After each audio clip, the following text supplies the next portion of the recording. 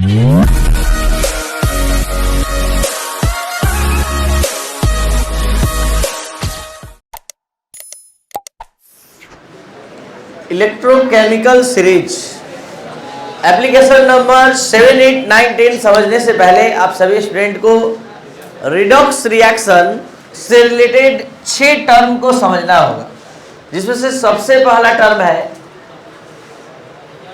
Oxidation, दूसरा term है reduction, तीसरा टर्म है ऑक्सीडाइजिंग एजेंट, चौथा टर्म है रिड्यूसिंग एजेंट, पांचवा टर्म है ऑक्सीडाइज सब्सटेंस और छठा टर्म है रिड्यूस सब्सटेंस। अगर ये 6 टर्म आप सभी स्टूडेंट अच्छे से समझ लेते हैं तो एप्लीकेशन नंबर 7, 8, 9, 10 एक अच्छे कमांड से उस पर आधारित प्रॉब्लम को आप बना सकते हैं। तो इसके लिए एक रिएक्शन जिसके माध्यम से ये सारा कॉन्सेप्ट हम आपके सामने रख रहे हैं, Mg+O2 एरो 2MgO। यहाँ आप सभी स्टूडेंट देख पा रहे हैं कि रिएक्शन से पहले मैग्नीशियम है 282 और रिएक्शन के बाद MgO में Mg++ के फॉर्म में है। इस बात को तब आप समझ पाएंगे जब MgO का लेविस डॉट स्ट्रक्चर लिखेंगे। और ये लेविस डॉट स्ट्रक्चर कैसे बनता है ये हम आपके सामने MgO का बना दे रहे हैं। Mg के पास 2 इलेक्ट्रॉन है, ये 2 इलेक्ट्रॉन इसको दे दिया तो Mg पर प्लस चार्ज डेवलप हो गया और O पर माइनस। तो इस तरह से आप समझ सकते हैं, यहाँ Mg तो दिख रहा है लेकिन Mg++ के फॉर्म में, O तो दिख रहा है लेकिन O माइनस के फॉर्म में है। तो बिफोर रिएक्शन ये Mg है, आफ्टर रिएक्शन एरो के बाद ये Mg++। आपको समझना चाहिए कि यहाँ इलेक्ट्रॉन 282 था और अब 28 हो गया। तो कैसे हुआ? लॉस से कि गेन से? तो आप निश्चित तौर पर इस प्रोसेस को ऑक्सीडेशन नाम देंगे। तो आप ऑक्सीडेशन जैसे समझे, इस प्रोसेस में इलेक्ट्रॉन का लॉस हुआ। इस लॉस को 2 तरह से समझ सकते हैं। एक जनरल कॉन्सेप्ट से कि 282 था 28 हो गया, और आपके पास कुछ ज़्यादा नॉलेज है, आप चार्ज को बैलेंस कर दीजिए। यहाँ चार्ज 0 है, यहाँ चार्ज +2 है, बैलेंस करिएगा तो यहाँ +2 ही लिखिएगा और +2 ही लिखते ही ये रिएक्शन आपसे कुछ कहने लगा कि इस रिएक्शन में इलेक्ट्रॉन का लॉस हुआ। तो Mg का MgO में बदलना ऑक्सीडेशन है। और अब चलते हैं before reaction oxygen, after reaction O-। जरा समझिए, बिफोर रिएक्शन O मतलब 26, आफ्टर रिएक्शन O-, मतलब 28। क्या आप समझ पा रहे हैं कि यहाँ इलेक्ट्रॉन गेन हुआ है? ठीक है, तो इलेक्ट्रॉन का गेन हुआ है तो आप इस बात को 2 तरह समझ सकते हैं, एक तो कॉन्फ़िगरेशन से और दूसरा इसको बैलेंस कर दीजिए। तो बैलेंस कीजिएगा तो यहाँ +2e आएगा। +2e का मतलब इसने गेन किया तब इसमें ये कन्वर्ट हुआ। तो इस प्रोसेस को हम नाम देंगे रिडक्शन। तो यहाँ इसका हो गया रिडक्शन। क्यों हुआ? क्योंकि इसने इलेक्ट्रॉन गेन किया। जरा सोच के देखिए, यहाँ ऑक्सीडेशन हुआ तो कैसे हुआ? लॉस के कारण। यहाँ रिडक्शन हुआ गेन के कारण। ठीक है, तो ये लॉस तभी होगा जब कोई गेन करेगा, लॉस तभी होगा जब कोई गेन करेगा। और गेन कौन कर रहा है? ऑक्सीजन। तो आज से जो ऑक्सीडेशन के होने में साथ दिया, हेल्प किया, बस उसी को कहते हैं ऑक्सीडाइजिंग एजेंट। ऑक्सीडेशन में इलेक्ट्रॉन का लॉस हुआ, इस लॉस इलेक्ट्रॉन को कोई गेन करने वाला ना हो तो रिएक्शन नहीं होगा। तो the substance which brings about oxidation is called oxidizing agent. The substance which gain electron from other substance is called oxidizing agent. तो ये ऑक्सीडाइजिंग एजेंट हमारा। रिड्यूसिंग एजेंट जस्ट अपोजिट, यहाँ कॉन्सेप्ट है, ध्यान देंगे। यहाँ रिडक्शन हुआ, रिडक्शन में इलेक्ट्रॉन गेन हुआ गेन तभी होगा जब कोई लॉस करेगा। तो लॉस किसने किया? इसलिए ये रिड्यूसिंग एजेंट है इस रिएक्शन में। आपको बता दें कि ऑक्सीडेशन एक प्रोसेस है, रिडक्शन एक प्रोसेस है, जबकि ये दोनों एक सब्सटेंस है। इसमें केवल ऑक्सीडेशन Mg बोलकर चुप हो जाइएगा, मतलब आपको कुछ नहीं समझ में आता है। The conversion of Mg into Mg++ is called oxidation. The process, यहाँ भी ये भी reduction, the conversion of O2 arrow O-, this is reduction. और इसमें ऑक्सीडाइजिंग एजेंट में सिर्फ बोलना होगा ऑक्सीडाइजिंग एजेंट, तो ये O2, रिड्यूसिंग एजेंट तो बोलना होगा केवल Mg। सब्सटेंस होता है ऑक्सीडाइजिंग एजेंट, रिड्यूसिंग एजेंट, ये दोनों प्रोसेस है। और अब ऑक्सीडाइज सब्सटेंस और रिड्यूस सब्सटेंस तो एकदम आसान है। जिससे का ऑक्सीडेशन होता है वो ऑक्सीडाइज सब्सटेंस है। किसका ऑक्सीडेशन हुआ आपके सामने? Mg का। तो यही ऑक्सीडाइज सब्सटेंस है। जिससे का रिडक्शन होता है वही रिड्यूस सब्सटेंस है। इतना नॉलेज आपके पास है तो आप आगे एप्लीकेशन नंबर 7, 8, 9, 10 पढ़ने के लायक है, समझने के लायक है। और ये 11th का क्लास का रिडॉक्स रिएक्शन का कॉन्सेप्ट है। हम आपको अभी केवल एक जनरल रिएक्शन पर समझाएं और आपका माइंड अब कितना समझने लायक होना चाहिए सुन लीजिए। आप अभी Mg+O2, अब Mg को Mg के नज़रिए से मत सोचिए, Mg को एक मेटल समझिए और O को O मत देखिए, नॉन मेटल। तो जितने भी नॉन मेटल्स हैं सब ऑक्सीडाइजिंग एजेंट, जितने भी इलेक्ट्रॉन गेन करने वाले हैं सब ऑक्सीडाइजिंग एजेंट। तो आप याद रखिए, all non metals are oxidising agent, all metals are reducing agent.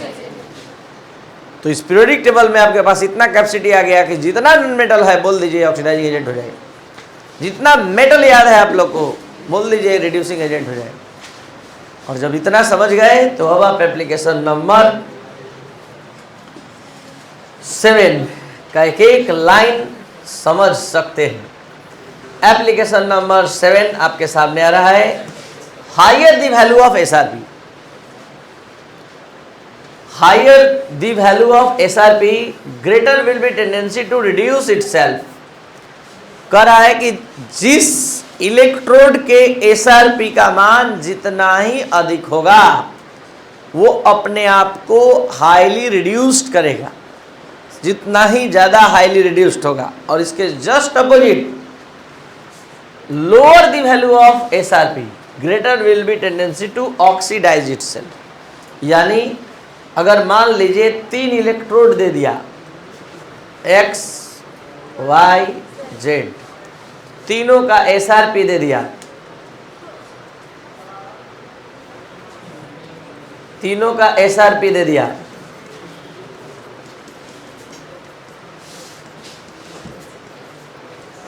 ठीक है, तीनों का ये SRP हो गया।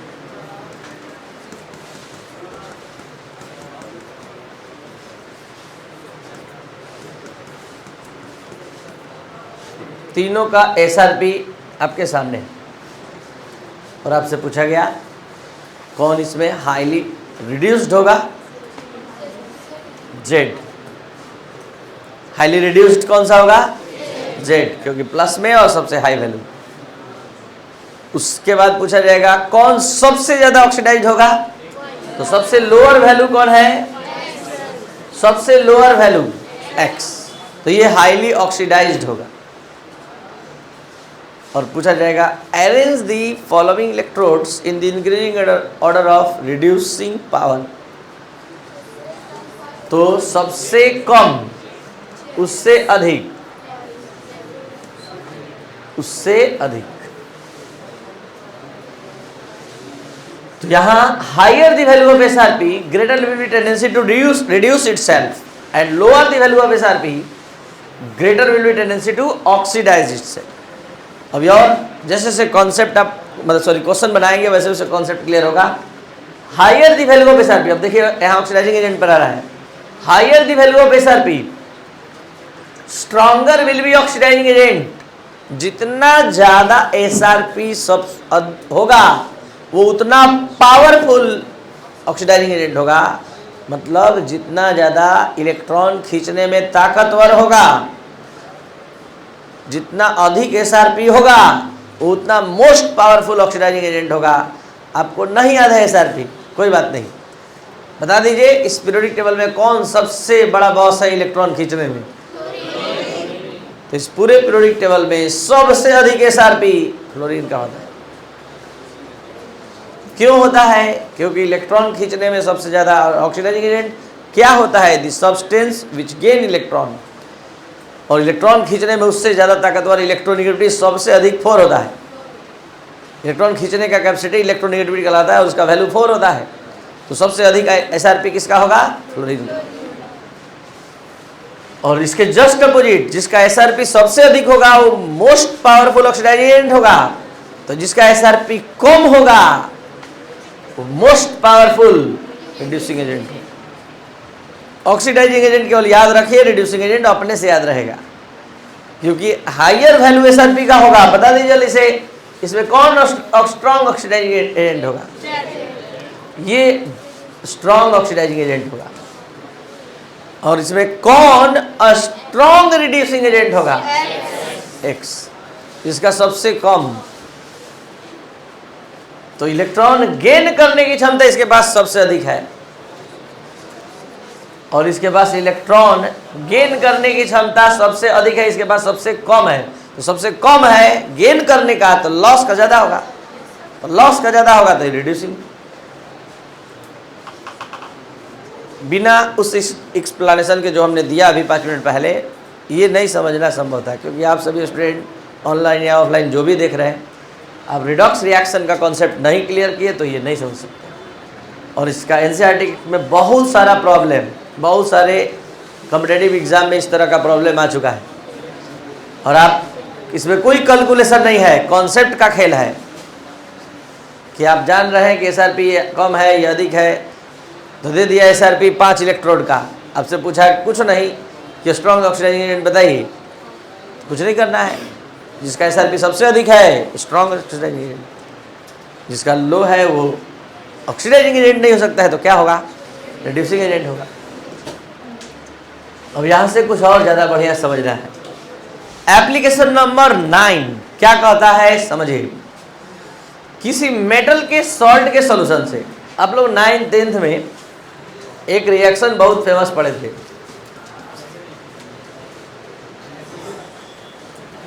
Cu plus Zn plus CuSO4, ZnSO4 plus C।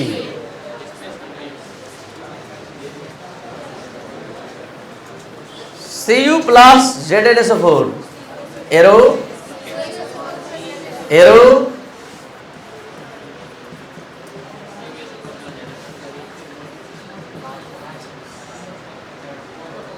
और आप एकदम फुल स्पीड में रिएक्शन लिख रहे हैं। तो अब जानिए क्यों।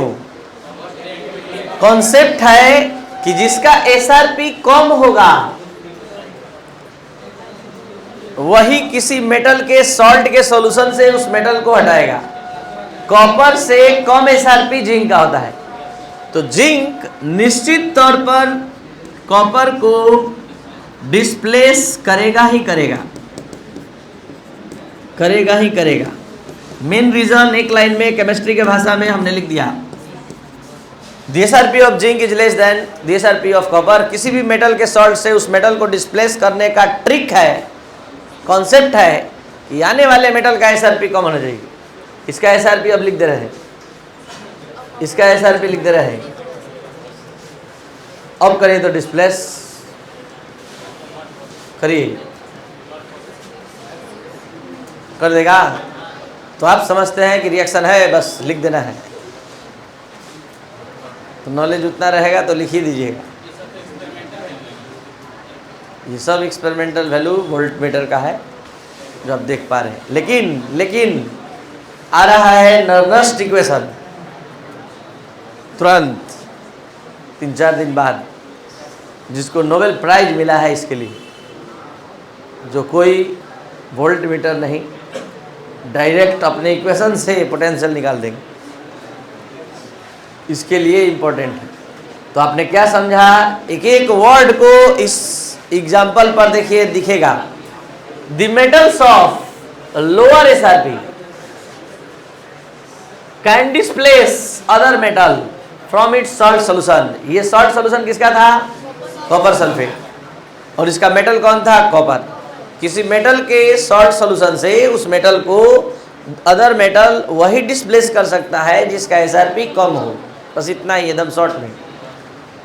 और जिसका हाई हो नहीं कर सकता। ये बात नहीं है कि इसको कोई नहीं डिस्प्लेस करेगा, करेगा, दूसरा मेटल करेगा जिसका एसआरपी इससे कम होगा।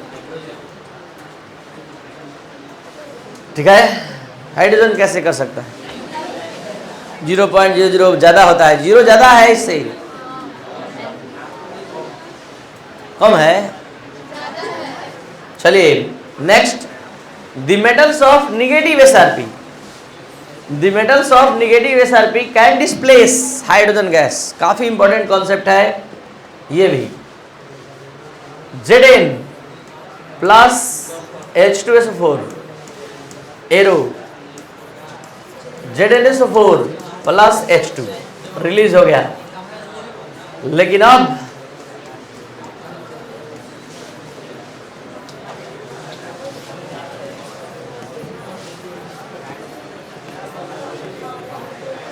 ऐसा क्यों,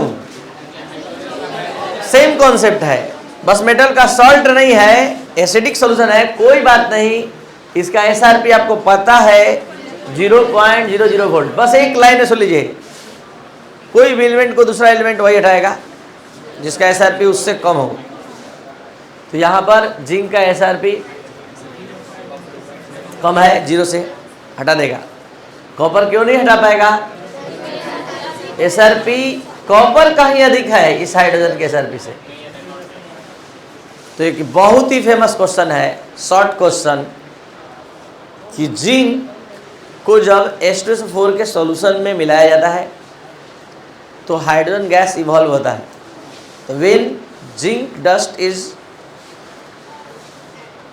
added into the H2SO4 solution, hydrogen gas is released, but copper dust is added in acidic solution and hydrogen containing acid, hydrogen gas is not released. Why? तो जवाब है एक लाइन में, the SRP of zinc is less than the SRP of hydrogen। एक line में, chemistry के language में यही, हम जो बोल रहे हैं वही लिखे हैं, बस बोल रहे हैं इंग्लिश में, लिख रहे हैं केमिस्ट्री में। और यहाँ जस्ट अपोजिट है, इसी का एसआरपी अधिक है, किससे, हाइड्रोजन के एसआरपी से, जो कभी संभव नहीं है, नहीं डिस्प्लेस करेगा। तो यहाँ पर नॉट पॉसिबल, सीधे एक लाइन में।